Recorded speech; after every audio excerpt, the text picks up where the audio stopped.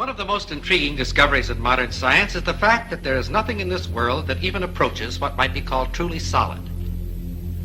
We speak of solids, liquids, and gases, but these terms describe superficial rather than basic properties of matter. All matter, regardless of its state, is composed of invisible particles called atoms, which in turn are composed of other particles.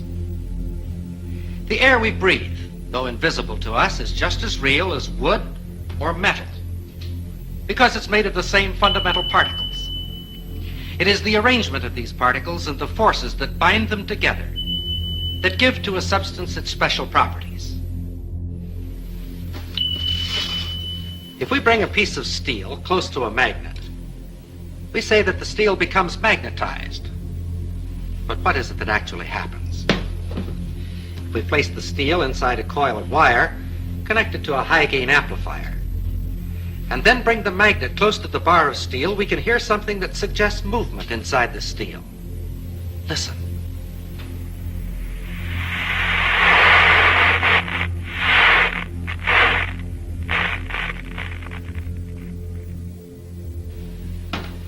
We think of a piece of steel as being solid, and according to our definition, it is a solid. But the popular concept of what makes a solid is certainly a false one. This piece of steel, and any so-called solid substance on this earth, is almost entirely empty space. If we could eliminate the empty space in this piece of steel, all that would remain would be a tiny bit of matter, so small as to be invisible even with a high-power microscope. This concept of almost unlimited empty space within matter is comparatively... Or half of it, the other half's on the other side.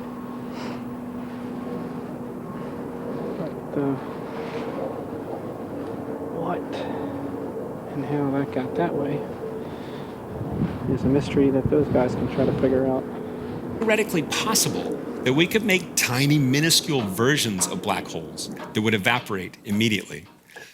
But meddled with the primal forces of nature, Mr. Beale, and I won't have it. Is that clear?